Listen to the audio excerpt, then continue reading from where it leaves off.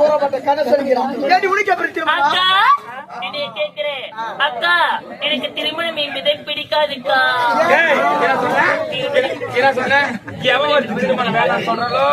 அவன் ஊரு மாதிரி ஆம்லேட் பண்ணி வச்சிருப்பான். அது ஒரு நாள் வச்சுக்கிறியா?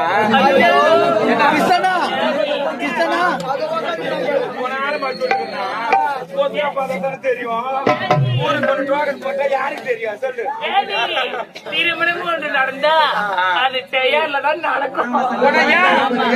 ஆறு நடந்த தாலி யாராவது அவங்க ஊரெல்லாம் சுத்தி எங்க போச்சா புத்தி இந்த கதை எங்க பக்கத்துல அனந்த பொருளுக்கு ஒண்ணு இல்ல, அது உள்ள போனோம்.